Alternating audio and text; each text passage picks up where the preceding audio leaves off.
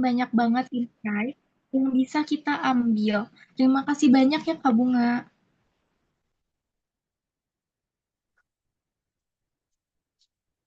Oke, teman-teman. Tadi kita sudah menyimak materi yang luar biasa dari Kak narasumber pertama tadi. Siapa Kak narasumber pertama tadi?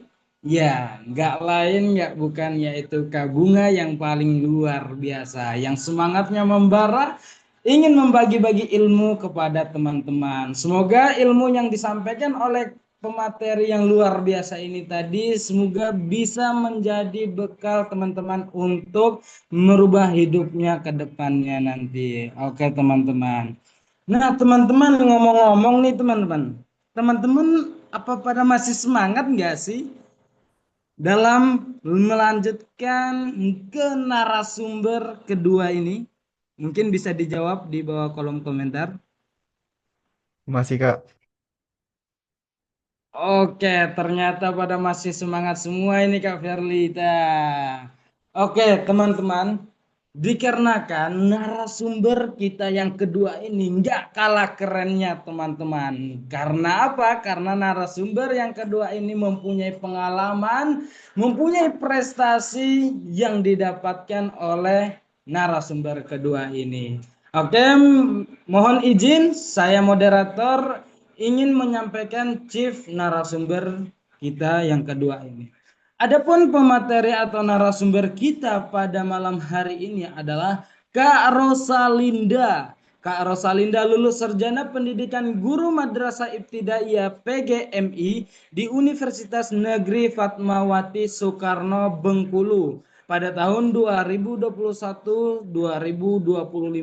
Dan banyaknya pengalaman yang pernah diikuti diantaranya adalah menjadi mentor atau coach dan moderator ethics. Juga seorang public speaker profesional pada tahun 2024, 2025, 2026 sampai sekarang ini teman-teman. Gimana teman-teman? Nggak kalah kerennya kan narasumber kita yang kedua ini.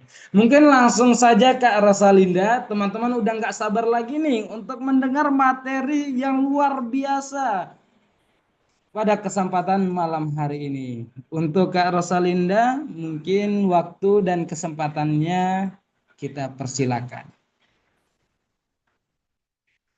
Oke, baik. Terima kasih ya ke moderator yang sangat semangat memandu jalannya diskusi pada malam ini. Oke, sebelum itu aku izin perkenalkan diri. Ya benar, aku Rosalinda, SPD SMC SPS. Aku lulusan Universitas Islam Negeri Fatmawati Kota Bengkulu. Di sini ada yang berasal dari Kota Bengkulu. Boleh langsung komen aja ya di kolom komentar. Dan tentunya aku izin menyapa juga teman-teman. Ternyata di sini masih stay 119 orang di ruang Zoom, luar biasa, Masya Allah. Oke, ada yang dari Bengkulu ya? Oke, halo Junia. Dan sebelumnya aku mau terima kasih juga kepada rekan narasumber aku yang sangat luar biasa, Kak Bunga Rizky Rahman, Masya Allah. Halo Kak, terima kasih Halo ya Kak. sudah partner aku pada malam ini. Semoga apa yang kita sharing pada malam ini dan tentunya kita akan masuk pada sesi diskusi nanti, kita bisa berbagi pengalaman dan insight baru kepada teman-teman sekalian, ya Kak. Amin, amin ya robbal alamin. Oke, baik teman-teman. Sedikit sebagai salam perkenalan dan juga pembuka. Di sini aku mau tanya dulu teman-teman, di sini ada yang dari SMK, SMA, atau sedang kuliah, atau sedang bekerja, atau dua-duanya, kuliah dan kerja. Boleh tulis di kolom komentar ya teman-teman. Biar aku tahu nih audiens apakah masih sekolah, oh kuliah dan kerja. Ada yang masih SMA, sekolah, kuliah. Oke. Rata-rata kuliah kak ya, kayaknya. Ada yang SMK, luar biasa sekali. Oke, baik. Mungkin dari 119 orang ini rata-rata kuliah ya, dan mungkin juga kuliah dan bekerja. Oke, baik teman-teman.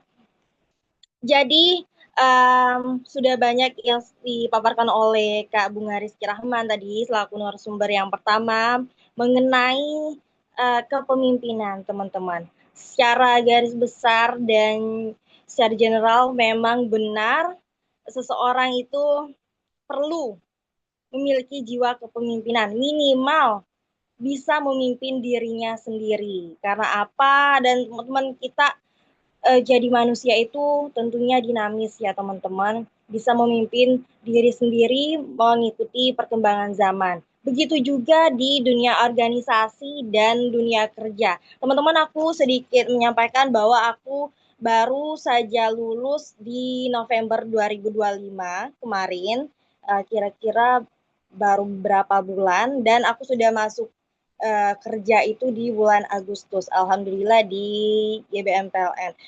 Oke, mungkin di sini ada yang mahasiswa gencar, penerima beasiswa gencar, atau ada yang dari YBM PLN juga. Mungkin boleh say hi ya nanti di kolom komentar kalau ada. Nah, teman-teman, aku sedikit cerita. Dulunya aku nggak bisa ngomong di depan banyak orang. Maksudnya public speaking-nya itu sangat-sangat buruk dan juga aku pemalu dan kalau di dalam organisasi aku bagian lihat-lihat aja dan ikut-ikut aja.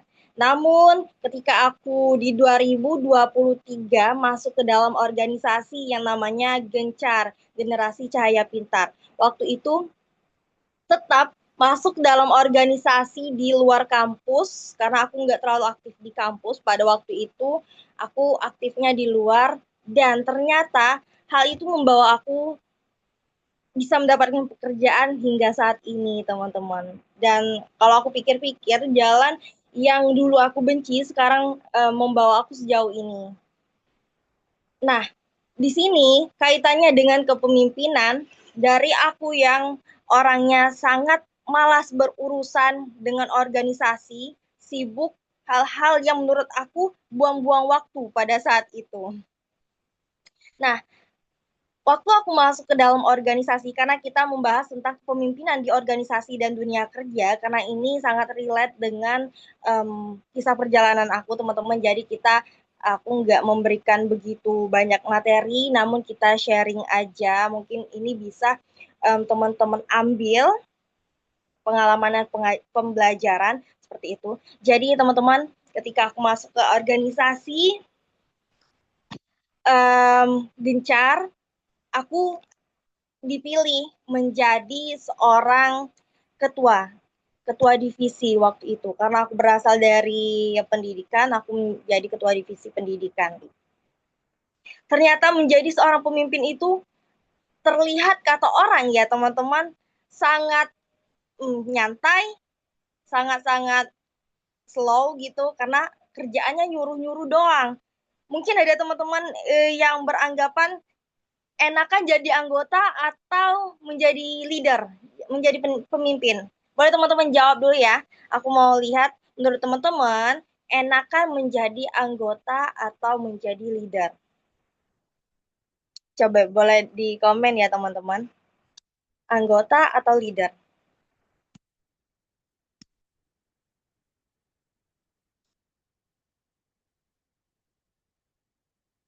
Boleh teman-teman dijawab ya, kira-kira enakan anggota atau menjadi leader?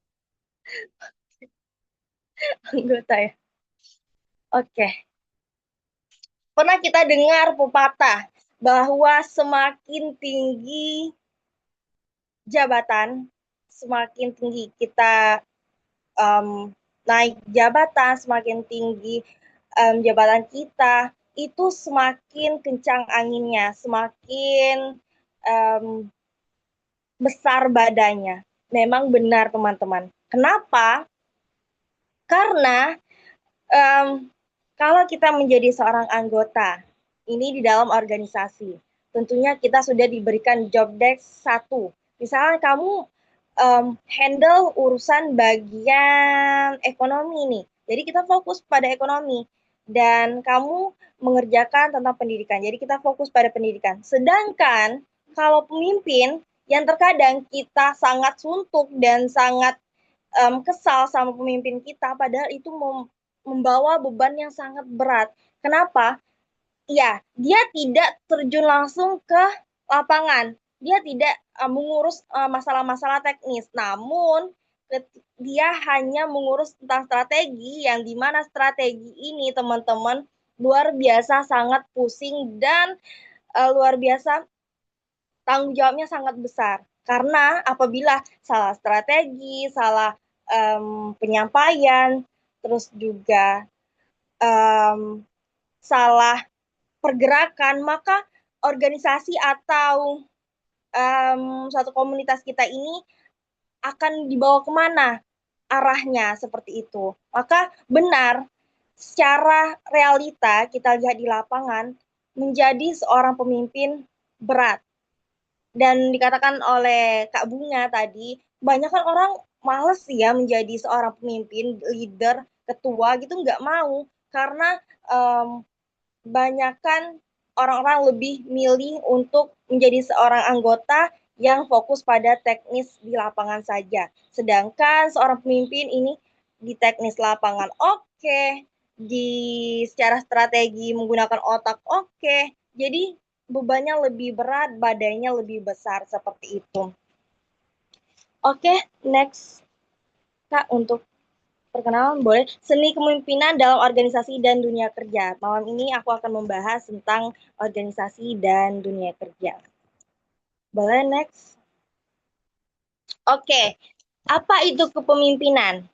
Nah, kepemimpinan teman-teman bukan sekedar jabatan, tapi itu seorang kepemimpinan ini atau leadership adalah kemampuan untuk mempengaruhi, memotivasi, dan mengarahkan orang lain demi mencapai tujuan bersama.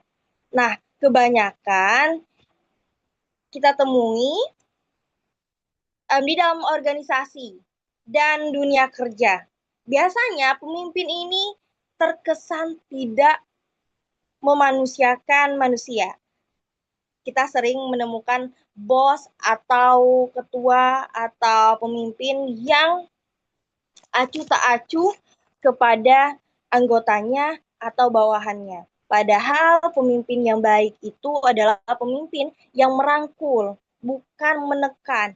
Pemimpin yang walaupun dia seorang pemimpin, jangan sekali-kali teman-teman kita hanya menggunakan jabatan kita, menggunakan jabatan kita untuk suruh menyuruh gitu, untuk menghardik, untuk bahasa kasarnya itu memperbudak bawahan kita. Jangan sampai seperti itu ya teman-teman. Karena pemimpin ini, seorang yang punya jiwa kepemimpinan ini, dia merangkul teman-teman agar bisa mencapai tujuan bersama.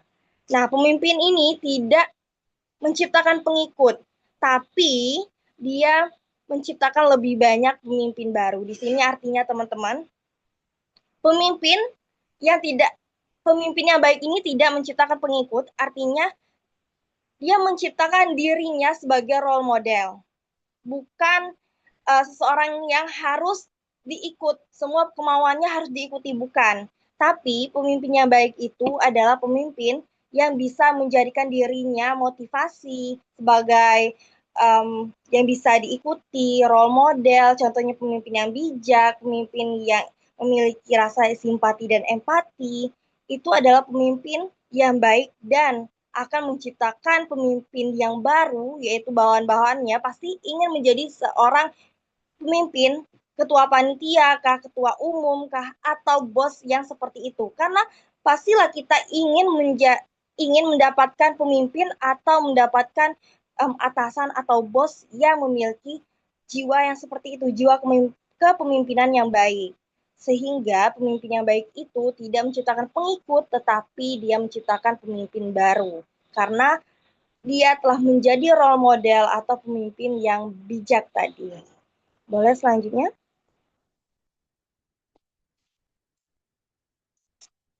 Mungkin sudah disampaikan juga sama Kak Bunga tadi peran dan tanggung jawab utama. Nah, di sini aku singgung lagi bahwa pemimpin ini memiliki peran dan tanggung jawab. Yang pertama visioner, motivator, dan pengambilan keputusan. Visioner ini artinya teman-teman, contohnya aku waktu menjadi seorang ketua umum di satu organisasi, langkah yang pertama aku lakukan adalah menentukan visi dan misi yang relate dan yang bisa dicapai dan bisa mensejahterakan teman-teman sekalian. Jadi di sana ketika menjadi seorang pemimpin, jadi visi misi tidak harus banyak, maksudnya visi atau misi yang kita ciptakan tuh tidak harus yang sulit atau yang susah untuk diterapkan, tapi buatlah visi dan misi yang mudah diterapkan dan berdampak. Artinya, teman-teman, menjadi seorang pemimpin, kita harus menentukan visi dan misi yang bisa dicapai dan berdampak dan bermanfaat untuk orang sekitar dan untuk perkembangan di bagian anggota dan seluruh tim gitu. Dan selanjutnya motivator. Seorang pemimpin ini harus menjadi role model tadi, harus menjadi panutan. Dalam hal panutan ini bukan orang tunduk kepada pemimpin, tetapi motivator adalah tanpa disuruh aja, tanpa ditekan aja, setiap anggota tim ini ingin menjadi seorang pemimpin yang seperti pemimpin kita yang kita ikutin tersebut. Karena siapa sih yang nggak mau punya ketua yang baik, yang rasa simpati dan empatinya tinggi, yang loyal, yang royal, pasti semuanya ingin seperti itu. Sehingga bagaimana kita menjadi pemimpin yang baik, maka jadilah pemimpin yang bisa memotivasi tim dan anggotanya. Selanjutnya itu pengambil keputusan. Memang seorang pemimpin ini harus bisa mengambil keputusan. Namun teman-teman, keputusan yang diambil haruslah berdasarkan kesepakatan bersama dan juga harus bijak.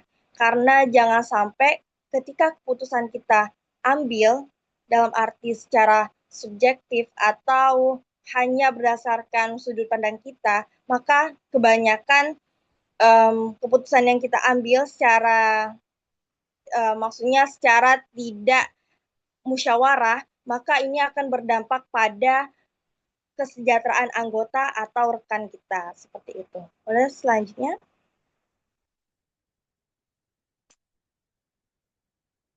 oke, mungkin kalau gaya kepemimpinan ini banyak sekali teman-teman ragamnya. Namun secara general dan secara yang aku terapin, gaya kepemimpinan yang menurut aku sangat efektif itu adalah pertama, demokratif itu pasti teman-teman. Demokratif melibatkan anggota tim dalam pengambilan keputusan. Karena di dalam satu organisasi ataupun dalam dunia pekerjaan, yang bekerja bukan cuma kita, teman-teman. Kita punya tim, kita punya anggota yang harus dipikirkan. Nah, di sini jangan sampai kita menjadi seorang pemimpin yang otoriter. Mau tidak mau, kamu harus ikut dengan apa kata saya. Jangan sampai seperti itu. Karena tanpa seorang tim, tanpa tim, kita nggak bisa mencapai tujuan dan visi misi kita. Seperti itu. Lah kalau kita misalkan seorang pemimpin bekerja sendiri, itu tidak akan mungkin bisa mencapai tujuan, teman-teman. Percaya deh, sehebat-hebat apapun manusia pasti butuh juga orang untuk menjadi dan untuk membantu hal-hal yang telah ditentukan dalam organisasi atau dunia kerja. Jadi jangan sampai semena-mena, ibaratnya mentang-mentang seorang pemimpin bisa cepat mencari karyawan baru, mencari anggota baru, tapi tidak mempertahankan dan tidak mengerti perasaan rekan kerja atau anggota timnya.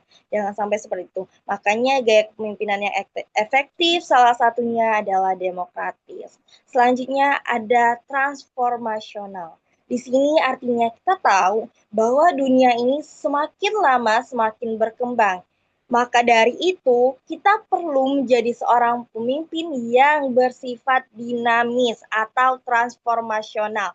Artinya, kita tidak mungkin ngestak di sana-sana aja dengan visi dan tujuan yang di sana-sana aja.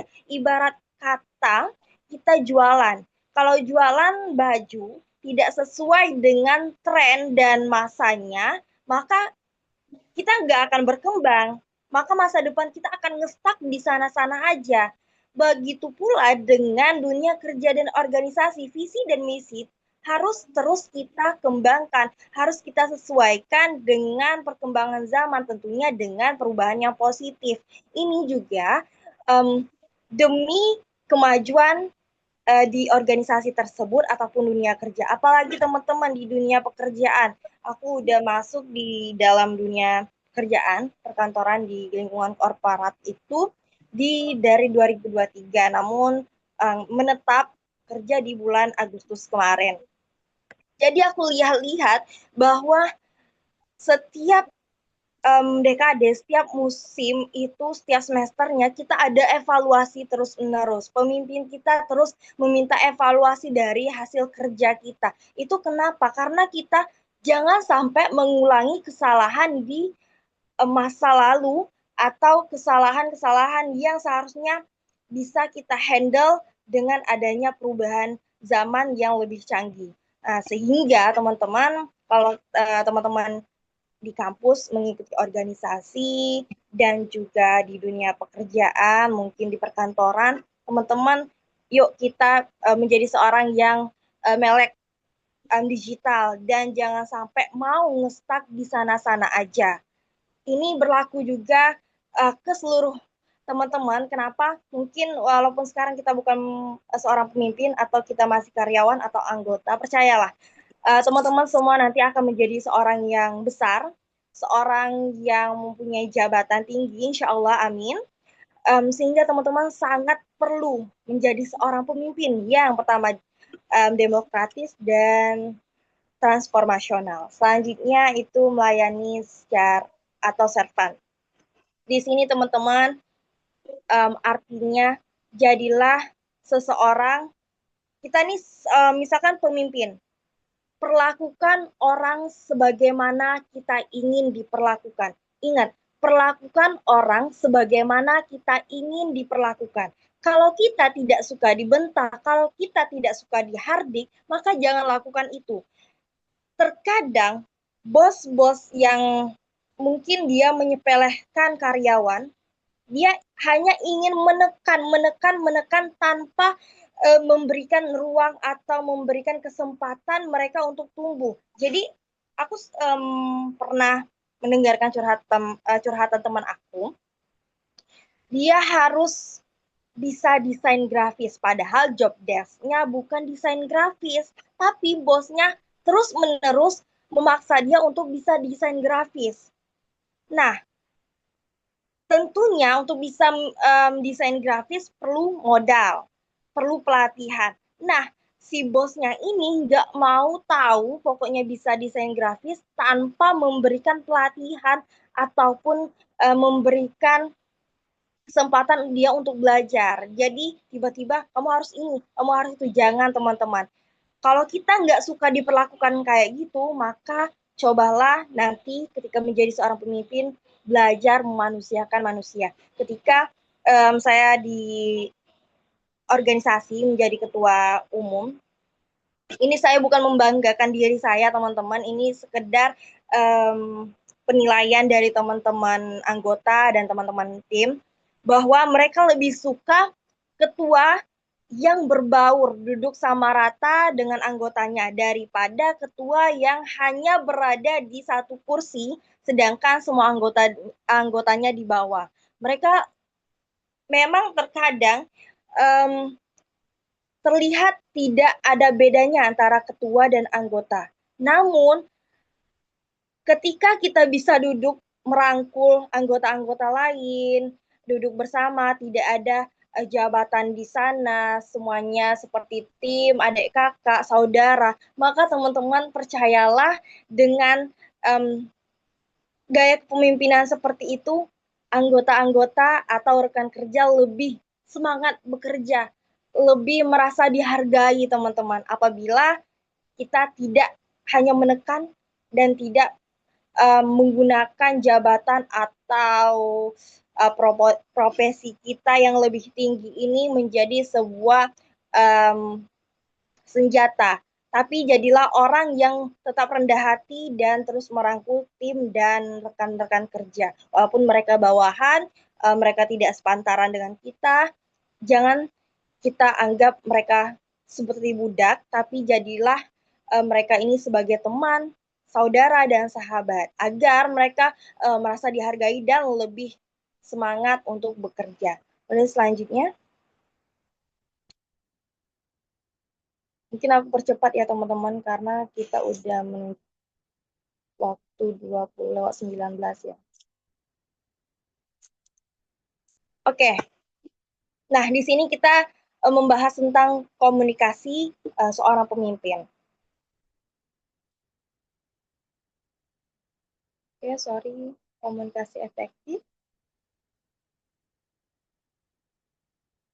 Aku agak cepat ya teman-teman, biar kita lebih banyak waktu untuk diskusi. Nah, komunikasi efektif. Ini aku rangkum sebagaimana aku membangun komunikasi sebagai seorang pemimpin, tim leader, dan sebagai si project officer di kantor, teman-teman. Jadi, ada 3 di sini, mendengar aktif, jelas dan transparan, dan empati. Prinsipku, aku paling nggak suka kalau nggak didengar, teman-teman. Waktu aku menjadi anggota, itu aku paling nggak suka kalau punya atasan atau orang yang nggak mau dengar saran. Maka dari itu, bagaimana caranya aku bisa menjadi pemimpin yang baik? Maka aku membangun komunikasi efektif, menurut aku adalah yang pertama mendengar secara aktif. Maksudnya kita saling duduk, seringkali aku ketika jam istirahat duduk sama-sama, makan siang sama-sama dengan anggota waktu masih kuliah dan sekarang aku kerja, itu aku masih menerapkan mendengar aktif. Jadi terbuka, saling memberi solusi, saling bertukar cerita, karena teman-teman, hubungan yang kita bangun ketika kita duduk tanpa adanya jabatan itu lebih terbuka, luar biasa, lebih fresh pikiran kita daripada yang tertekan terus antara kamu bawahan dan atasan. Jadi ketika aku menerapkan mendengar aktif ini, ngobrol santai dengan rekan-rekan kerja, itu serasa kalau kerja ini lingkungannya nyaman banget. Terus juga nggak pernah ada tekanan gitu teman-teman. Begitu juga di organisasi. Seringkali kami duduk mengaji bersama, makan bersama, itu sampai teman aku pernah bilang, ini kayaknya si Rosa nggak ada wibawanya sebagai pemimpin deh. Masa ngobrol kayak santai banget. Padahal kita deg-degan lah ngobrol sama si Rosa ini. Ya benar-benar teman-teman kayak aku senang aja kalau ngobrol sama rata kayak gitu, karena lebih bisa mengerti dan kita juga tahu isi hati teman-teman kita, rekan-rekan kerja kita, karena di sana lebih kekeluargaannya sangat tinggi daripada ketika kita kaku kayak gitu.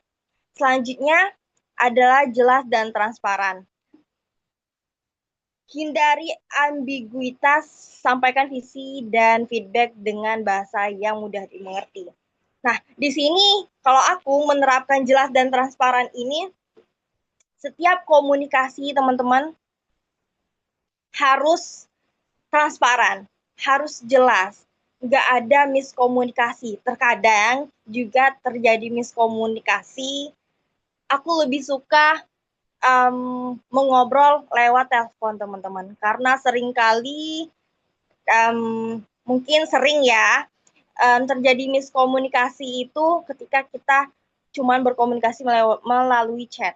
Teman-teman pasti relate, kita sering kali kalau baca chat itu terkadang kayak bacanya kok ngegas ya, bacanya kayak marah-marah ya, padahal nadanya kayak nggak seperti itu. Nah, chat inilah yang terkadang kita bisa membuat miskomunikasi. Jadi untuk menghindari hal tersebut, agar penyampaian jelas dan transparan, aku lebih suka ngobrol langsung ataupun via telepon. Selanjutnya empati, pahami perspektif emosi tim sebelum merespon. Aku juga pernah teman-teman ada konflik dengan anggota dan rekan kerja. Ini cuman karena masalah kecil dan sama-sama emosi, tapi untungnya bisa reda karena saling memahami kayak gitu. Kamu maunya apa? Jadi emang sama-sama emosi, tetapi akhirnya reda karena saling memahami. Kita satu tujuan loh, kenapa bisa sampai kayak gini. Terus diomongin secara pelan-pelan, baik-baik. Kita juga karena sering ngobrol dan kita udah kayak keluarga, sehingga rasa empati ini akan membantu kita meredam masalah dan meredam emosi. Oke, selanjutnya udah jam 20.24 ya.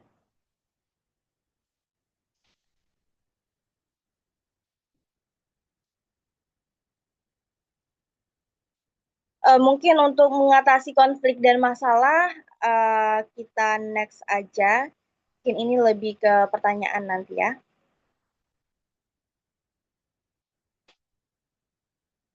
Oke, ada beberapa hal yang patut dihindari menjadi seorang pemimpin, teman-teman. Ada 4 yang aku rangkum. Yang pertama, micromanagement, anti kritik, kritik di depan umum, dan pilih kasih. Mungkin di antara ini ada yang udah disinggung dari Kak Bunga tadi ya. Yang pertama itu mungkin ada kritik di depan umum. Nah, di sini aku akan bedah ada 4 ini teman-teman. Micromanagement, terlalu mengontrol hal detail, membunuh kreativitas tim. Teman-teman, aku sebelum masuk kerja ini ada juga atasan, yang mana atasan aku ini menjadi role model aku. Kenapa? Dia selalu memberikan ruang untuk aku menciptakan kreativitas aku sendiri. Beliau sering ngomong seperti ini ke aku, teman-teman. Kamu buat aja dulu, apapun hasil karyamu, kasih tahu ke saya. Apapun hasil karyamu itu, itulah yang akan digunakan. Mungkin nanti aku bakal sedikit revisi dan kita akan ngobrol dulu sebelum karya kamu ini dipakai. Kayak gitu, teman-teman. Jadi kita lebih enak kan dengernya ketika kita dikasih tugas tapi bisa berkreativitas sesuai dengan apa yang kita mau. Jadi beliau kasih contoh, ini contohnya, kamu buat sekreatif mungkin, sebisa kamu, nanti kalau perlu bantuan, kalau perlu atau kesulitan, nanti saya bantu. Nah, ini yang sangat aku sukai dari pemimpin aku, sehingga aku sangat menghindari hal-hal yang terlalu mengontrol hal detail dan membunuh kreativitas tim. Karena setiap orang itu, teman-teman, punya kreativitas sendiri. Nah, kreativitas itu harus kita apresiasi, bukan untuk dibunuh, teman-teman. Bukan untuk dihapuskan atau dihilangkan. Setiap manusia itu mempunyai kesempatan yang sama untuk tumbuh. Mentang-mentang kita seorang pemimpin, bukan berarti karya kita lebih baik daripada tim kita. Kayak gitu. Selanjutnya anti kritik. Jangan jadi pemimpin yang tidak mendengarkan saran dan masukan dari anggota atau tim. Kenapa? Yang kerja, yang menjalankan visi dan misi, yang membantu kita bisa mencapai kesuksesan itu bukan diri kita sendiri, bukan seorang pemimpin sendiri, tetapi tim. Kebanyakan yang turun di lapangan adalah tim. Maka dengarkanlah apa dan masukan saran dari tim. Selanjutnya, kritik di depan umum, hindari. Jangan sampai deh teman-teman kita menjatuhkan tim, membunuh mentalnya karena kesalahan yang kita buka di depan umum. Dan tentunya kalau orang yang berpendidikan dan juga memikirkan perasaan orang lain, rasa empati dan simpatinya tinggi, mungkin nggak bakal melakukan hal yang boleh dikatakan bodoh, teman-teman. Karena tentunya dia pasti nggak suka dikritik atau dijatuhkan di depan orang rame. Memang iya, mungkin anggota atau tim kita ini membuatkan kesalahan, tapi jangan sampai kita menjatuhkan dia di depan umum atau di depan orang ramai. Karena sama aja kita menjatuhkan harga diri kita, teman-teman. Dan orang juga mikir, ini marah-marah di depan umum kayak nggak punya attitude. Akhirnya kita juga yang disalahkan dan dicap buruk. Selanjutnya pilih kasih. Nah, pilih kasih sering kali terjadi kalau aku lihat-lihat ya teman-teman, FYP TikTok juga. Kebanyakan pilih kasih ini dari segi good looking atau bad looking. Terkadang banyak atasan yang lebih memilih seorang yang good looking tapi kinerjanya buruk daripada orang yang biasa-biasa aja tapi kinerjanya bagus. Kita jangan sampai seperti menjadi pemimpin yang seperti itu. Kita menilai secara objektif aja, jangan subjektif menurut orang ini, oh si A kayak gini, menurut orang ini, ya si A kayak gini. Jangan sampai seperti itu teman-teman. Kita harus menilai dengan mata kepala kita, dengan penilaian-penilaian logis dan masuk akal seperti itu. Selanjutnya,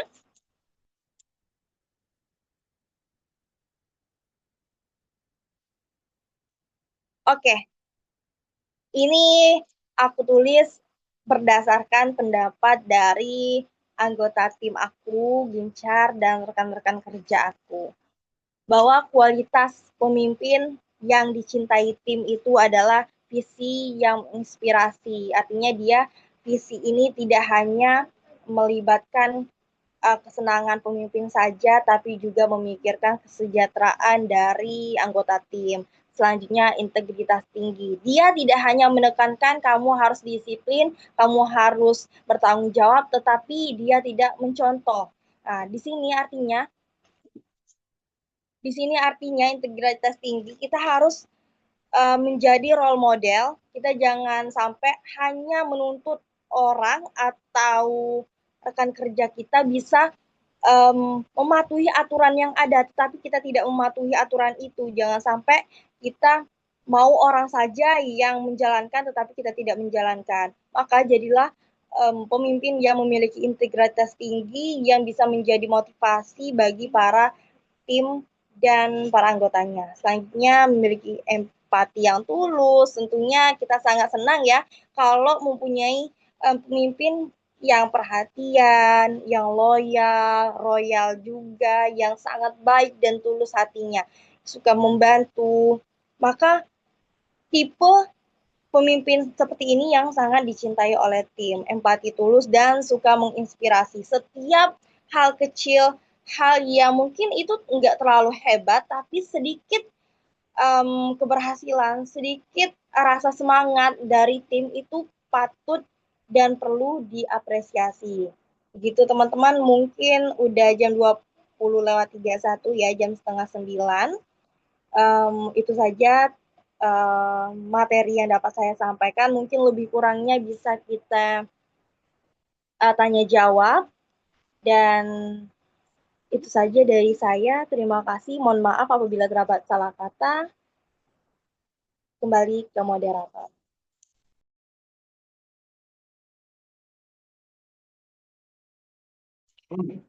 Oke, luar biasa banget teman-teman narasumber kita yang kedua ini teman-teman. Oke, semoga apa yang disampaikan oleh Kak Rosalinda, materi tentang apa tadi yang sudah disampaikan, semoga teman-teman bisa mengambil pelajaran dari pengalaman yang telah dirasakan oleh Kak Rosalinda ini. Oke, teman-teman ya. Oke teman-teman, sekarang kita masuk di sesi yang sangat ditunggu-tunggu ini teman-teman. Apakah itu teman-teman?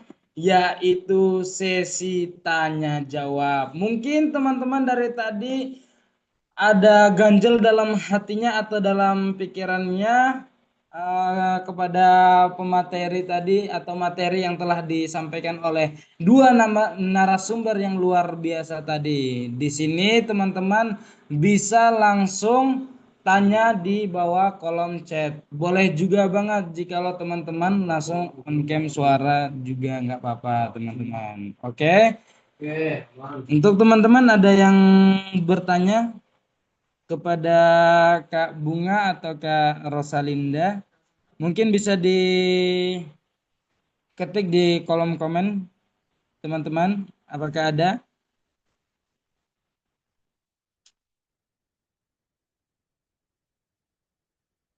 Apakah ada teman-teman?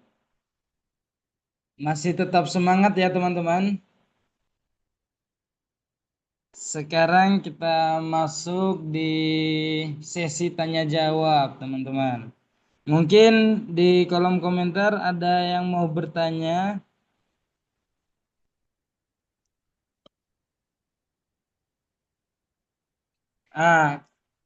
Mungkin ini dari Kak Dianato Rosia. Oke Kak, terima kasih pertanyaannya. Kak, aku mau tanya Kak. Kak, kan pemilihan leader itu kan nggak bisa dipilih secara asal-asalan karena itu juga dapat mempengaruhi organisasi atau ekstra ke depannya.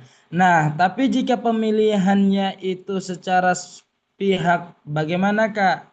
Mungkin bisa dijawab oleh Kak Bunga nih Kak.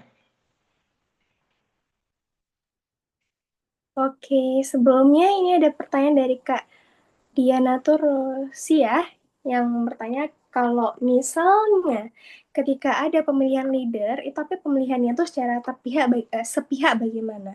Nah, kalau menurut saya sendiri teman-teman, ini ada dua option.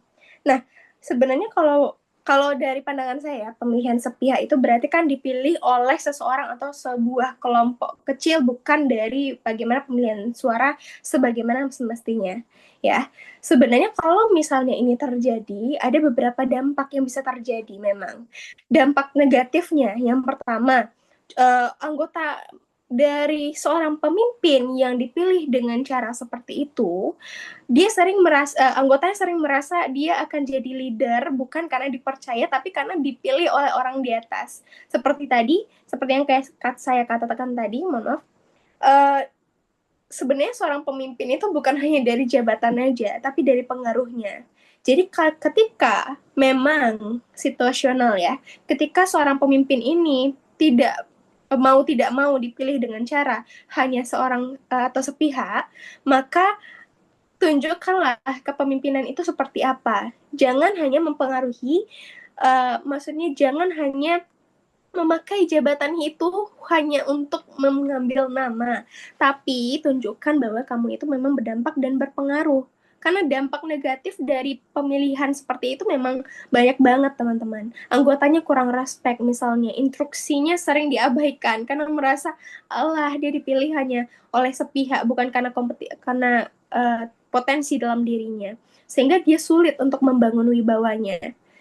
Dan selain itu juga ada dampak negatif lain, di mana anggota lain tuh merasa nggak dihargai, bukan? Karena setidaknya hak orang itu untuk menjadi pemimpin adalah hampir semua orang. Ketika itu terjadi, anggota lain akan merasa tidak dihargai atau suaranya bahkan tidak penting, sehingga risikonya anggotanya ini akan menjadikan seorang leader itu ya hanya seorang jabatan aja. Anggota akan pasif atau bahkan apatis ketika memimpin gitu.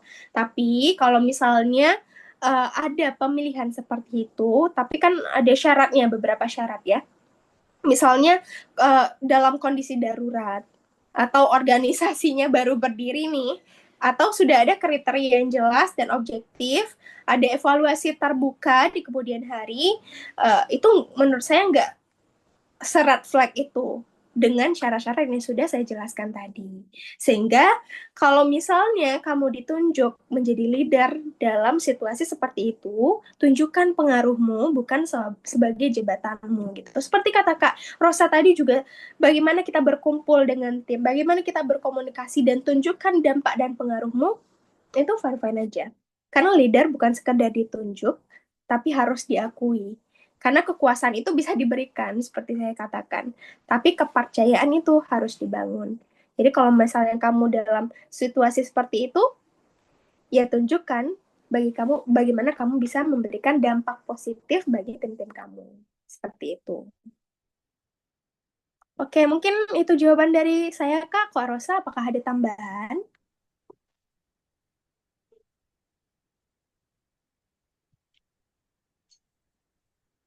Oke, mungkin Oke, atau kita dari lanjut. Oke, mungkin dari Kak Rosla ada tambahan, Kak? Oke. Oke, pengalaman saya ya, waktu saya jadi ketua umum di organisasi Gencar itu, teman-teman, Gencar ini kan ada di seluruh Indonesia nih. Saya dipilih tiba-tiba menjadi ketua. Alasannya kenapa? Yang paling aktif menjawab di grup waktu itu. Bayangkan menjadi seorang ketua, cuman karena kamu yang paling aktif membalas chat di grup, teman-teman. Namun, ketika saya sudah diberikan kepercayaan, maka saya nggak mau dipandang rendah dong sama orang. Kayaknya dia nggak mampu deh jadi ketua. Saya nggak mau dipandang seperti itu. Sehingga ketika pertama kali saya menjadi seorang ketua, teman-teman, ketua umum, dan Gencar ini adalah organisasi yang besar dan ada di seluruh Indonesia, sehingga saya berpikir bagaimana membawa visi dan misi tujuan organisasi ini jauh lebih berkembang. Dan ternyata teman-teman, saya sedikit sedih juga teman-teman, ternyata saya bisa menyelesaikan masa jabatan saya walaupun setahun.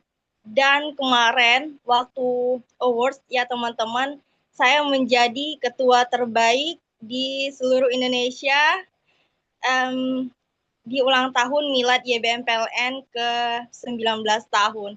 Saya kayak ternyata yang menjadi ketua umum yang sangat berat saya rasakan. Baru menjadi ketua umum saya langsung menyodorkan proposal untuk pengadaan rumah sekre, teman-teman. Luar biasa itu, dana yang saya sodorkan itu hingga puluhan juta, teman-teman.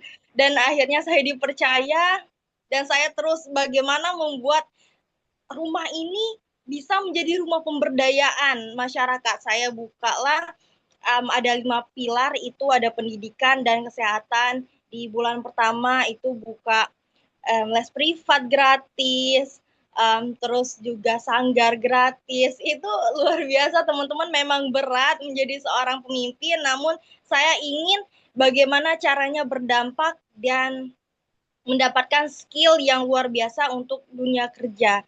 Karena dunia kerja itu beda jauh teman-teman di dunia kuliah. Sehingga mungkin karena saya terpilih menjadi ketua juga dan pengalaman di lapangan, sehingga saya terpilih dan diundang juga menjadi salah satu Chief Project Officer, Kepala Project di YBM PLN UP3 Bengkulu, teman-teman. Luar biasa, saya sangat bersyukur bisa sampai ke titik ini.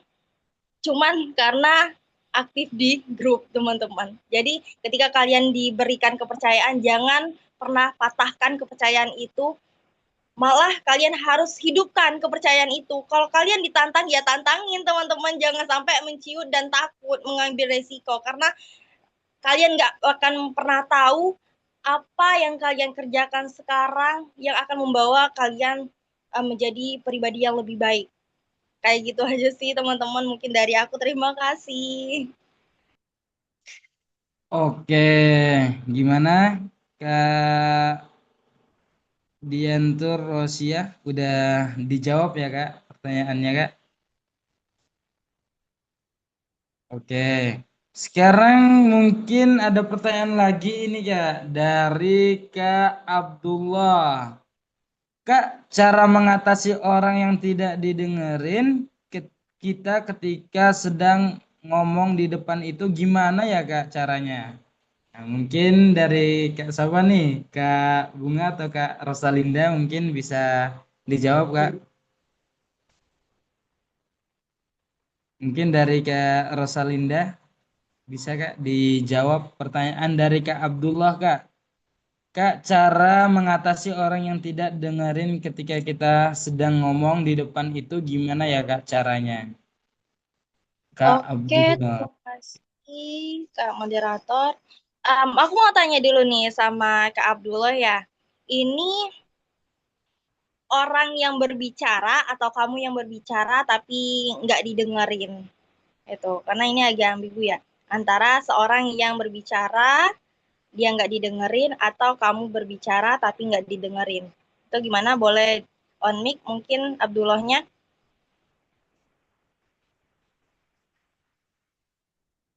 Sebelum aku jawab. Iya Kak, gini Kak, kan saya pernah mengikuti sebuah organisasi. Nah, ketika saya maju ke depan mengumumkan informasi di depan umum, saya tidak didengarkan. Itu gimana ya Kak, caranya kita bisa, omongan kita tuh bisa didengarkan oleh orang-orang gitu. Terima kasih Kak. Oke, baik. Sama-sama Abdullah. Jadi aku izin menjawab ya. Jadi, karena setiap pribadi orang ini beda-beda ya. Dia berpikir, ngapain sih aku dengerin orang itu? Karena secara manusiawi aja kita males dengerin omongan orang yang mungkin nggak penting gitu. Itu dalam bahasa kasarnya. Tapi teman-teman, aku sering kok diabaikan. Maksudnya di sini kita berani untuk diabaikan. Memang di awalnya kita perlu memang banyak belajar, banyak jam terbang, banyak berani untuk diabaikan. Kita mungkin teman-teman boleh nonton YouTube orang-orang hebat, itu awalnya tidak didengarkan teman-teman. Bahkan sekelas para podcaster yang sangat terkenal itu di awalnya dia tidak didengarkan, tidak dinilai penting seperti itu. Jangan kita aja baru pertama kali misalkan maju ke depan ingin berusaha didengarkan orang itu tidak bisa secara instan kecuali ketika kita punya pengaruh. Misalkan kita di dalam kampus aja, misalkan di dalam kelas kita seorang komting, mau tidak mau orang harus mendengarkan kita. Nah, kalau misalkan tiba-tiba kita di dalam organisasi kita maju ke depan, kita mewajibkan orang untuk mendengarkan kita, kita tidak bisa. Karena setiap pribadi orang itu berbeda-beda sesuai dengan kemauan mereka sendiri. Kita tidak bisa mengontrol, kamu harus mendengarkan aku loh. Kita menuntut mereka, semua orang mendengarkan kita, tidak bisa. Jadi yang cuman bisa kita atur, cuman bisa kita kelola lagi, kita latih lagi diri kita sendiri. Bagaimana caranya kita bisa didengarkan orang? Apakah kita terus berlatih berbicara di depan umum terus, kita tampil, kita menunjukkan siapa sih diri kita sehingga kita harus dan pantas untuk didengarkan seperti itu. Kadang juga nggak enak ya, ke depan memberikan pengumuman orang pada sibuk, tapi kita fokus pada diri sendiri bagaimana kita menjadi penting bagi orang lain dan terus belajar seperti itu teman-teman.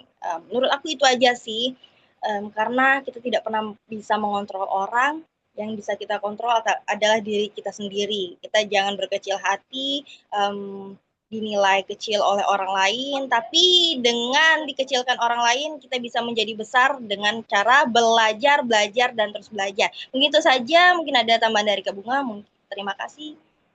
Oke, terima kasih Kak Rosa. Mungkin saya tambahkan sedikit, izin ya Kak. Nah, kalau misalnya kita lihat sebagai leader ya, coba Kak Abdullah, mungkin kalau kita lihat sebagai leader, memang kita merasa harus didengarkan oleh orang lain, karena kita menyampaikan apa tujuan kita nantinya. Biasanya ketika saya menjadi seorang leader dan anggota atau tim saya tidak mendengarkan saya, biasanya saya nggak langsung ngomel. Nadanya tuh nggak langsung naik atau marah dan lain sebagainya, enggak. Tapi biasanya saya diam dulu, lalu bilang, sebentar, ini penting banget. Atau kalau masih nggak dihargai, karena biasanya kalau di kampus atau sekolah, kelompok kecil yang hanya bikin proyek biasa, itu sering banget nggak dihargai, biasanya ada apa yang kamu bicarakan, bisa bicarakan kepada saya saja, gitu. Jadi komunikasi itu penting. Tidak apa-apa menegur sebentar saja. Karena apa yang kita sampaikan nggak mungkin diulang 2 kali kan, seperti itu. Itu salah satu membangun wibawa untuk menjadi leader juga. Oke, terima kasih. Mungkin kita lanjut, kakak moderator. Oke, mungkin ini ada lagi Kak pertanyaan dari Kak Suci Safitri. Kak mau tanya bagaimana cara kita mengatasi kegugupan saat berbicara di depan umum Kak. Mungkin Kak Bunga bisa dijawab Kak. Oke, ini relate banget ya Kak Suci. Ini sering banget, apalagi kita yang baru mulai gitu kan. Jadi kalau saya sendiri ya, kita mulai dari pengalaman. Kalau saya mengatasi kegugupan berbicara di depan umum, itu saya mulai dari teknik pernafasan dulu. Saya basicnya di kesehatan, jadi biasanya saya di depan umum itu pasti gugup. Orang yang mentalnya sehat, teman-teman, itu pasti gugup ketika dihadapkan dengan keadaan seperti itu. Jadi, teknik pernafasan, tarik nafas melalui hidung, diam sebentar selama beberapa detik lalu keluarkan. Itu beberapa kali saya lakukan. Dan cara mengatasi kegugupan itu sebenarnya dapat dilakukan dari waktu ke waktu, teman-teman. Mulai mencoba awal, coba lagi, coba lagi, coba lagi. Lama-kelamaan itu akan terbiasa seperti itu. Mulai dulu aja. Ingat tadi yang saya katakan, ketika kamu melakukan kesalahan yang dilihat oleh orang lain itu mungkin saja besok tidak diingat lagi oleh orang itu. Jadi you can do it. Terserah saja, lakukan aja apa yang kamu rasa itu benar gitu. Coba dulu, coba terus-menerus sehingga tubuhmu terbiasa, nada dan otakmu terbiasa sehingga keguguran itu lama-lama dari 100% turun 70, turun 50 hingga akhirnya cuma sekitar 30-20%. Seperti itu. Oke, gimana Kak Suci Safitri? Mungkin udah dijawabkan oleh Kak Bunga pertanyaannya Kak. Mungkin udah gimana Kak Suci? Oke. Mungkin sekarang ada lagi Kak ini pertanyaan dari Kak Sugianto SMKN 5 Kota Bengkulu. Mungkin pertanyaannya yaitu apa saja cara yang harus kita lakukan ketika ingin mendirikan organisasi baru ibarat seperti founder. Mungkin Kak Rosalinda yang pernah berpengalaman di bidang ini Kak, bisa dijawab Kak. Oke, baik. Terima kasih Sugianto dari Bengkulu ya. Kita sama-sama dari Bengkulu. Oke, kalau aku waktu itu sempat mendirikan bareng teman juga, itu namanya Kosasi. Untuk pertama kali teman-teman untuk membangun sebuah organisasi atau komunitas itu, kita harus tahu komunitas ini mau dibangun untuk apa, dampaknya apa, tujuannya apa.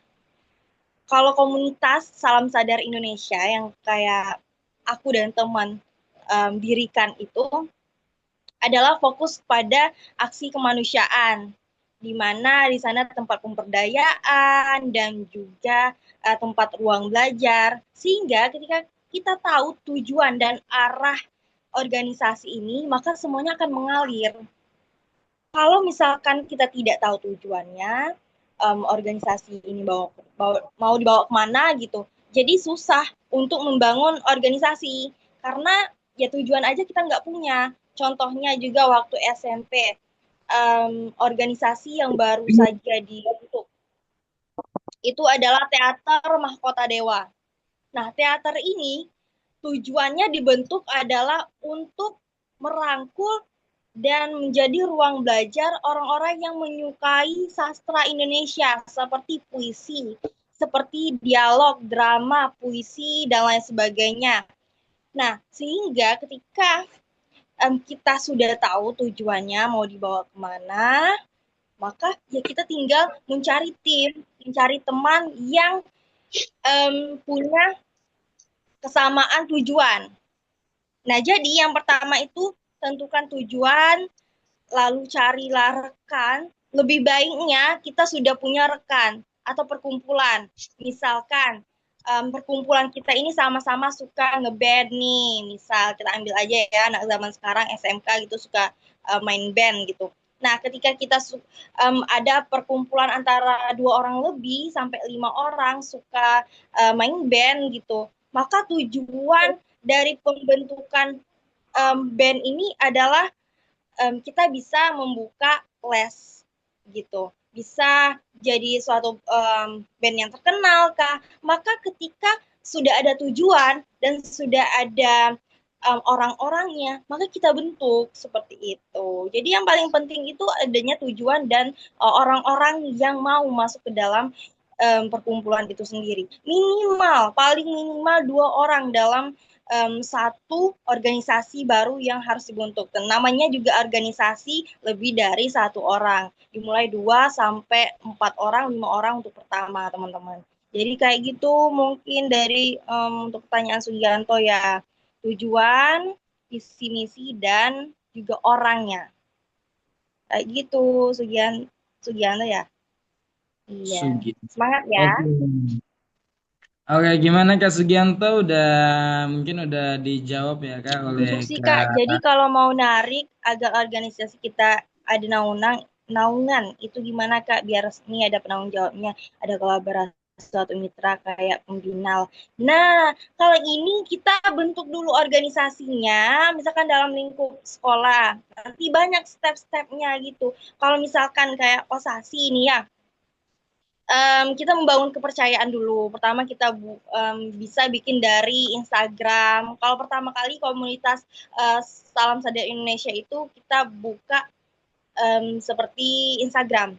Jadi Instagram kita buka, sosial media kita mainkan. Aksi yang pertama kali waktu itu untuk memperkenalkan komunitas ini adalah aksi bagi-bagi takjil gratis, lalu berbagi Jumat Berkah. Nah, jadi ketika kita sudah punya branding, sudah punya label bahwa komunitas ini bermanfaat, komunitas ini loh sudah diperkenalkan, maka bisa mendatangkan para kolaborator, bisa mendatangkan para investor, kayak gitu teman-teman. Jadi brandingnya harus dinaikkan, harus kita buat sebagaimana kita harus memberikan kepercayaan kepada orang-orang yang mau bekerja sama kepada kita kayak gitu. Jadi ada tahapan-tahapan dan jangan langsung tiba-tiba buka organisasi orangnya cuma 5 orang tiba-tiba mau langsung punya pembina dan naungan, nggak bisa kayak gitu teman-teman. Jadi step by step bisa kita lakukan, perluas relasi kayak gitu ya Sugianto. Iya, sama-sama.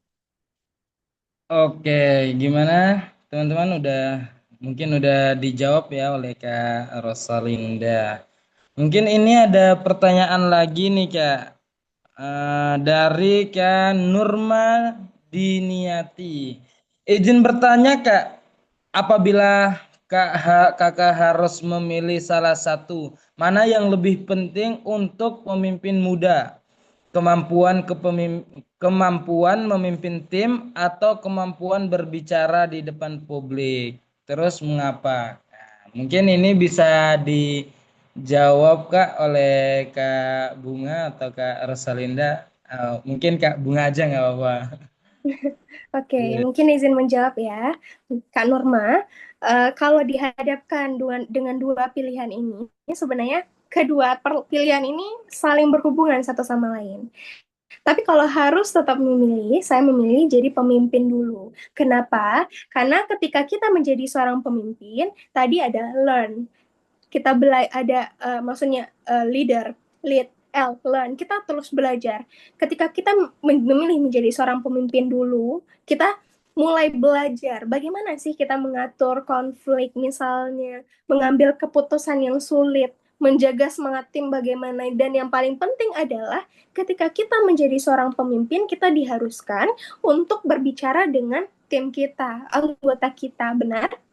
Nah, jadi ketika kita menjadi seorang pemimpin, walaupun belum ada basic bagaimana public speaking di umum, itu bakalan lama-kelamaan akan terlatih. Kenapa? Ketika kita menjadi pemimpin dalam tim, ketika kita mencapai tujuan untuk mencapai timnya solid, target tercapai, organisasi jalan, tentu harus ada komunikasi dari leader, bukan? Harus ada komunikasi dari pemimpin. Sehingga ketika kamu mulai dari seorang pemimpin dan belajar terus-menerus bagaimana cara berkomunikasi dan bagaimana cara berinteraksi dengan orang lain, itu lama-kelamaan kamu juga akan menjadi pembicara public speaker, bisa juga di depan publik, seperti itu. Jadi walaupun misalnya kalau kita balikkan seorang public speaker yang biasa di depan publik tiba-tiba menjadi pemimpin, ya belum tentu bisa, karena dia belum tentu bagaimana cara mengatasi konflik gitu, bagaimana cara mengatur orang ini dan orang ini, karena dia hanya dapat berbicara di depan publik gitu. Seperti yang saya bilang bahwa ketika kita menganggap orang yang vokal, orang ekstrovert, orang yang suka bicara, dia mampu menjadi pemimpin. Tapi kan belum tentu bagaimana cara dia mengatur ke depannya, membuat keputusan dan lain sebagainya. Tapi perlu diingat memang public speaking ini perlu banget oleh dari seorang leader gitu. Tapi kalau dipilih, ketika kita menjadi pemimpin dulu, lama-kelamaan public speaking kita juga akan terlatih seperti itu. Jadi sebenarnya kepemimpinannya sebenarnya itu adalah kepemimpinan yang di belakang layar. Di depan mic itu kita nggak tahu seorang pemimpin seperti apa, berkuar-kuar dan lain sebagainya, kita belum tahu bagaimana pemimpin yang sebenarnya memberikan dampak kepada anggota timnya, seperti itu. Oke, mungkin Kak Norma udah dijawab ya Kak oleh Kak Bunga. Terima kasih Kak Oke, Nurman. mungkin ada pertanyaan lagi nih Kak yang keren banget nih. Mungkin dia ingin menghandle kecamatan nih Kak. Mungkin dari Kak Betty Senja. Dari Kak Betty Senja bertanya Kak. Selamat malam Kak, izin bertanya Kak. Bagaimana cara mengelola kecemasan, astagfirullah. Kecemasan sendiri agar bisa tampil percaya diri. Mungkin dari Kak Bunga atau Kak Rosalinda bisa dijawab, Kak.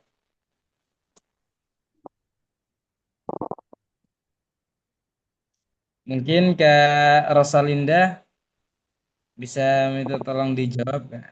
Ini dari Kak Betty. Betty. Oke, baik. Ini berdasarkan pengalaman aku ya, namanya kita manusiawi, benar kata Kak Bunga, bahwa orang normalnya pasti merasa gugup dan cemas ketika berada di depan umum. Mau sebanyak apapun jam terbang mereka, pasti ada rasa cemas dan gugup. Namun, setiap orang juga punya tipe yang berbeda-beda, bagaimana cara mereka menangani kecemasan itu. Aku malah lebih cemas dan lebih gugup apabila mendekati hari-hari tampil itu, misalkan Hamin jam itu aku buka buku, misalnya kita belajar dulu bagaimana cara menyampaikan, itu aku lebih gugup apabila aku persiapan di Hamin jam. Jadi aku lebih relate kalau persiapan atau belajarnya di jauh hari kayak gitu. Nah, untuk mengatasi kecemasan aku sendiri, aku lebih benar yang sama aja yang kayak dikatain sama Kak Bunga, tarik nafas, terus enjoy kayak gitu, jangan sampai kita cemas berlebihan. Semakin kita cemas dan berpikiran negatif, tentunya yang paling penting itu tetap berpikir positif. Ketika kita berpikir positif, jadi lebih enjoy dan pikiran-pikiran negatif itu menjauh, teman-teman. Ditambah lagi dengan tarik nafas tadi dan juga mengontrol nafas kita agar tidak deg-degan kayak gitu. Mungkin itu aja dari aku, lebih ke pernafasan, mengatur pernafasan dan berpikiran positif. Oke, gimana Kak Betty udah dijawab ya Kak? Mungkin Kak. Oke, mungkin ada pertanyaan satu lagi nih Kak, yang lebih panjang dari Kak Niputu Widya Saraswati ya. Sebagai seorang PR atau crow yang setiap hari berinteraksi dengan klien atau customer, saya memiliki pertanyaan. Bisa sharing metode lain yang bisa digunakan dalam situasi seperti yang saya alami. Terkadang saya sebagai PR masih sering gugup jika bertemu dengan klien yang saya sendiri mengetahui lebih capable. Gimana sih caranya untuk menanggapi pertanyaan klien yang tidak terduga, teknik public speakingnya seperti apa yang harus saya lakukan, atau gimana sih caranya mempertahankan relevasi tanpa merusak kredibilitas kita di depan klien atau audiens. Mungkin dari Kak Bunga Kak, ini terakhir Kak. Oke, mungkin ini berhubungan dengan dunia kerja. Mungkin saya lempar ke Kak Rosa dulu, Kak. Saya nanti mungkin sedikit menambahkan lebih lanjut.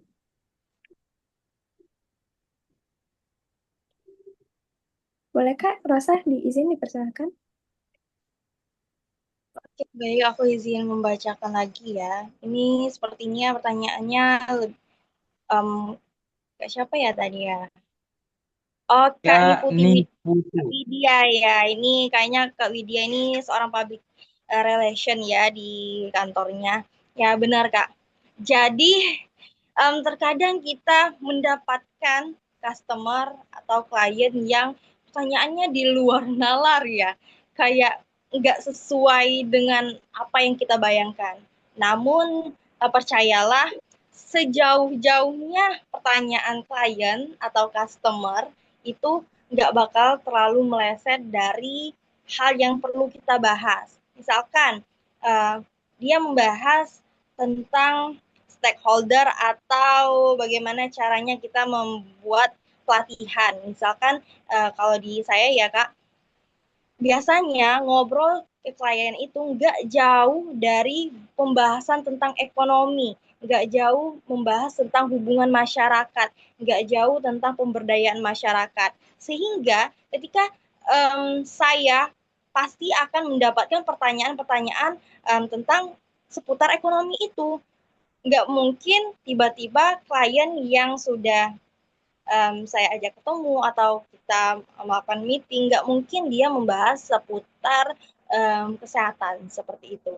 Jadi hal yang harus Kak Widya lakukan selaku public relation di kantornya itu adalah ketika bertemu dengan klien Kak atau customer, Kakak pasti tahu dulu nih orangnya dari mana. Misalkan kliennya bekerja sama di kita nih, mungkin dari dinas kesehatan kah, atau dari pemerintahan kah, atau siapa, pasti kita sudah tahu bahwa kriteria pertanyaan yang akan dia lemparkan kepada kita itu apa. Karena dia datang ke kita ini tujuannya apa, sudah tahu. Misalnya kita penyedia layanan kesehatan, pasti pertanyaannya adalah seputar kesehatan. Maka yang kita harus siapkan menjadi orang yang tahu dan mempersiapkan sesuai dengan bidang kita aja. Jadi nggak mungkin tiba-tiba dia datang, kita meeting, seharusnya bahas ekonomi, tiba-tiba mereka minta pertanyaan tentang peternakan. Itu nggak mungkin. Jadi, jikapun pertanyaan dari klien atau customer kita ini terlanjur tidak masuk akal, sampaikan saja bahwa sepertinya nggak bisa dijawab seperti itu kan, bukan bidang saya. Atau saya pernah juga ditanya, ini saya kerja di PLN ya, tapi saya di bidang ekonomi, di bidang pemberdayaan masyarakatnya. Ditanya gimana cara pasang listrik. Lah, maaf Bu, saya bukan bagian teknisi, sampaikan saja.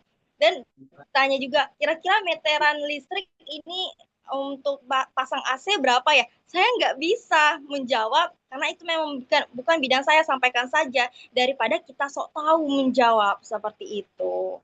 Jadi pertama kita kuasai siapa customer atau klien kita juga kuasai bidang kita, dan apabila tidak bisa menjawab karena ini jauh dari bidang kita, maka silakan disampaikan bahwa itu bukan bidang saya atau saya kurang tahu, seperti itu. Jujur aja, daripada kita melalar kemana-mana, nggak tahu tujuan dan jawaban salah atau benar, seperti itu.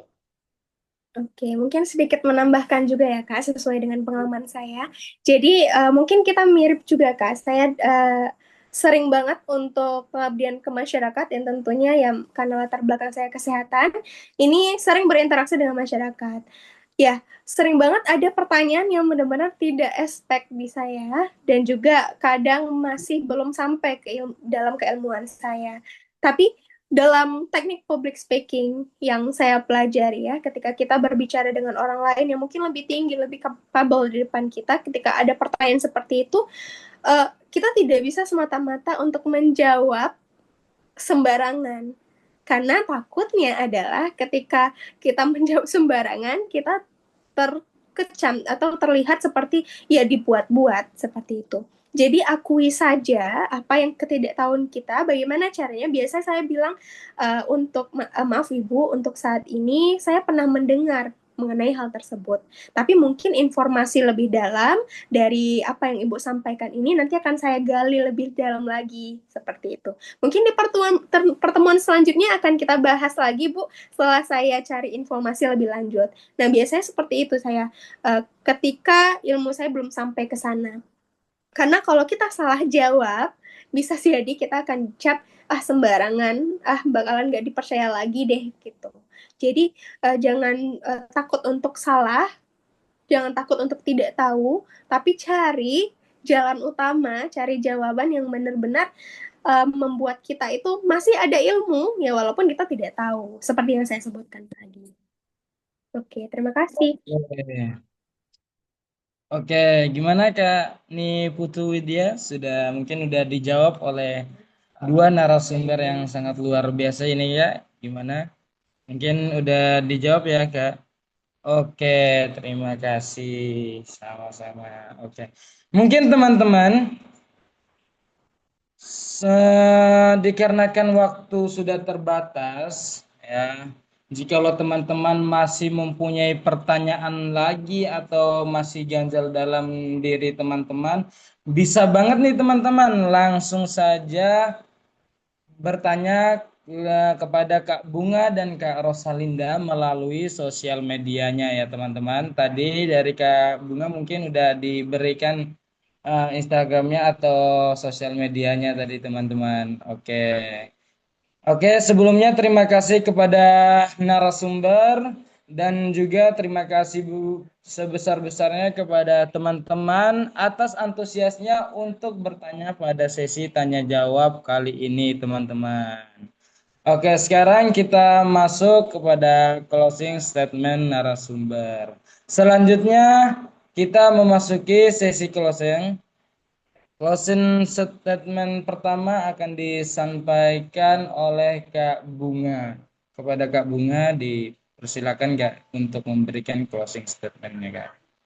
Oke, terima kasih banyak Kak sebelumnya. Teman-teman sekalian yang berada pada Zoom pada malam hari ini, terima kasih banyak juga telah antusias, banyak banget ini pertanyaannya, dan ketika kita berdiskusi bersama-sama tadi juga antusiasnya luar biasa. Terima kasih banyak.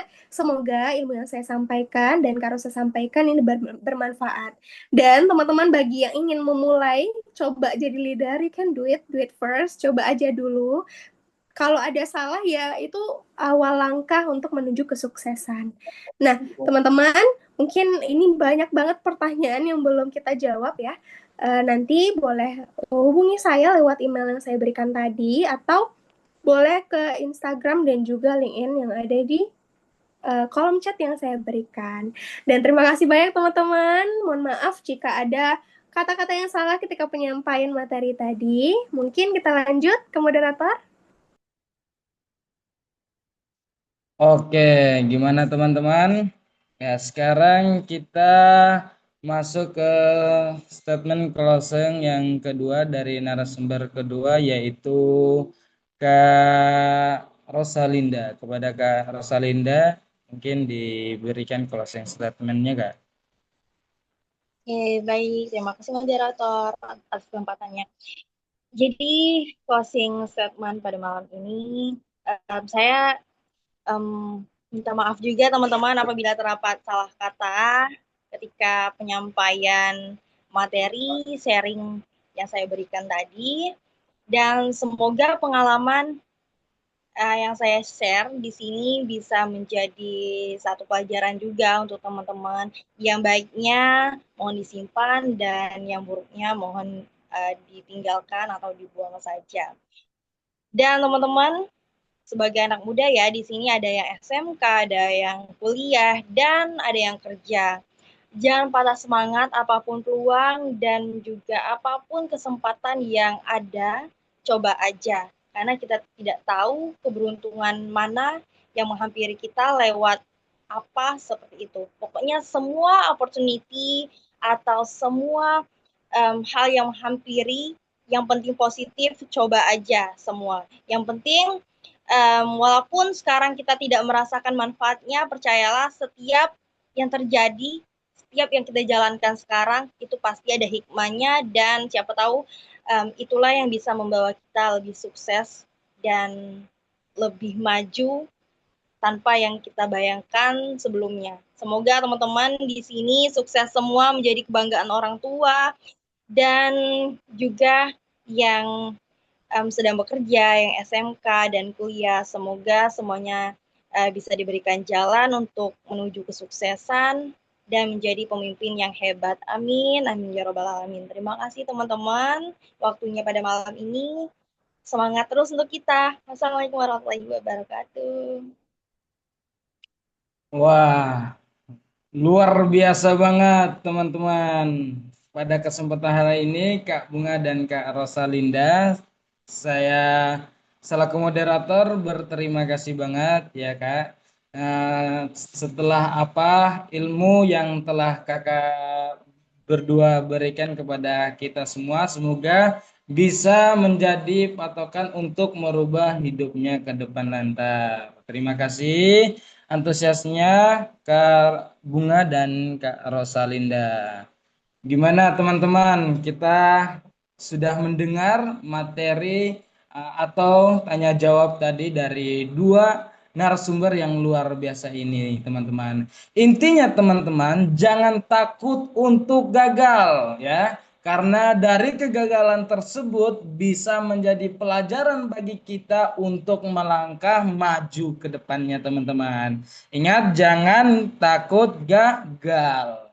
Pesan dari Kak Bunga dan Kak Rosalinda tadi. Mungkin Kak Verlita bisa melanjutkan.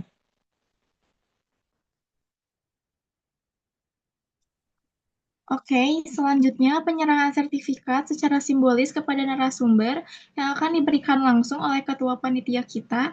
Dipersilakan untuk Harica Ratnasari selaku Ketua Webinar menyerahkan sertifikatnya.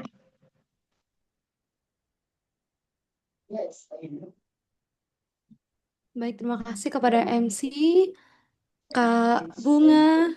Gimana kabarnya, Kak? Alhamdulillah baik, Kak. Apa Luar kabar? biasa sekali, Alhamdulillah.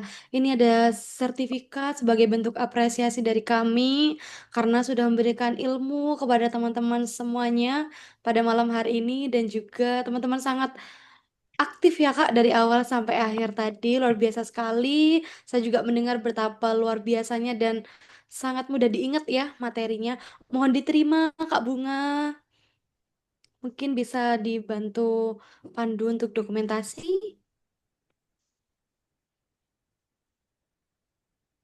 1, 2, 3. 1, 2, 3. Terima kasih banyak Kak Bunga. Selamat malam. Terima kasih kembali, Kak.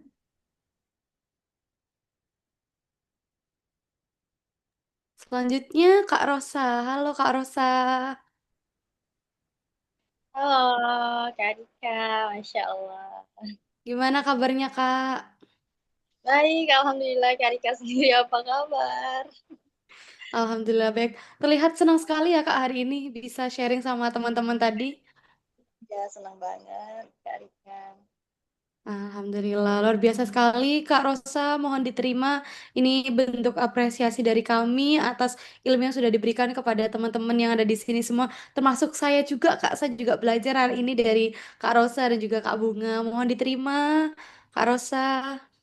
Oke, terima kasih ya Tisi dan teman-teman semuanya.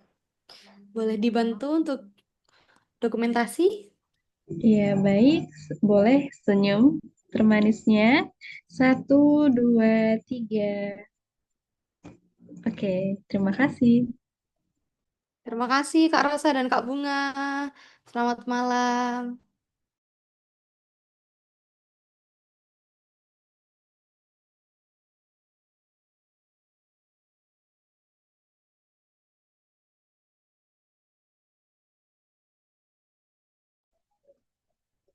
Oke, terima kasih Kak Rica, Kak Bunga, dan juga Kak Rosalinda. Materi yang sangat luar biasa pada malam hari ini, teman-teman. Jarang kita dapat kesempatan untuk memperoleh ilmu dari para narasumber yang begitu hebat dan tentunya memiliki banyak sekali pengalaman di luar sana yang patut kita tiru dan kita contoh ya. Dan terima kasih juga kepada moderator kita, Saudara Agam dan Saudari Verlita. Terima kasih sudah memandu acara dan juga memandu materi pada malam hari ini. Oke.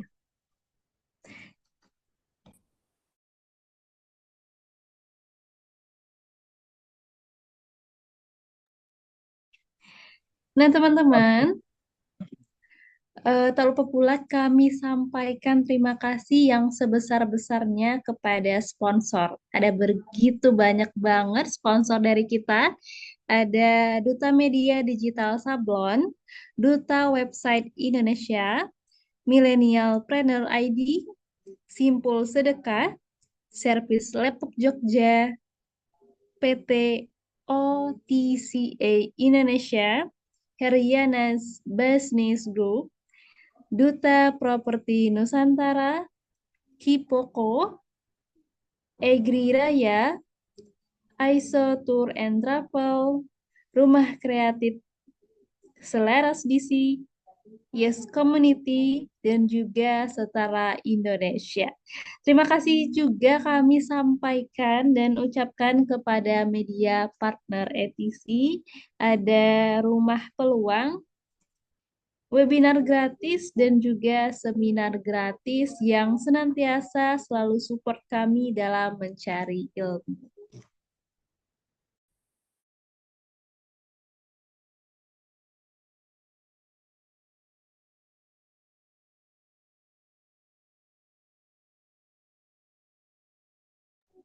Baik teman-teman, nah sebelum penutupan kita ke sesi dokumentasi yang akan saya pandu sendiri ya.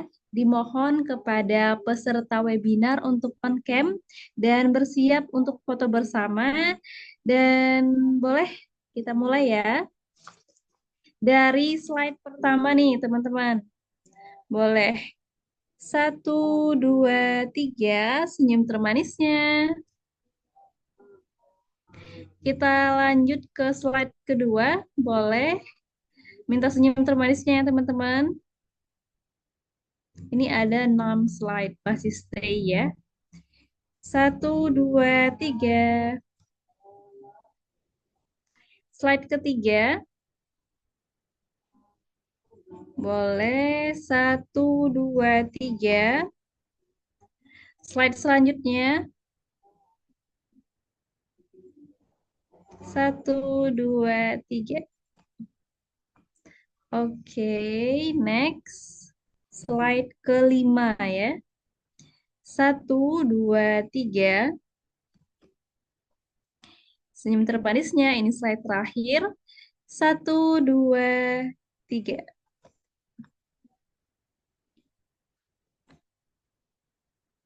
Oke. Nah, teman-teman sekalian, Syukur alhamdulillah kita telah sampai di penghujung acara. Terima kasih sebesar-besarnya kepada narasumber, moderator, serta para peserta yang telah mengikuti webinar kita di awal hingga akhir dengan penuh semangat ya. Dan kembali kami sampaikan dan kami ingatkan nih teman-teman, bagi yang pengen sertifikatnya, secara gratis wajib mengisi link presensi di akhir acara. Ya, boleh teman-teman. Tadi udah dikirimkan sama admin ETC. Boleh diisi untuk mendapatkan sertifikat secara gratis. Cukup sekian dari kami. Tetap semangat. Jangan pernah puas atas pencapaian yang sudah didapat. Sukses untuk kita semua. Wassalamualaikum warahmatullahi wabarakatuh.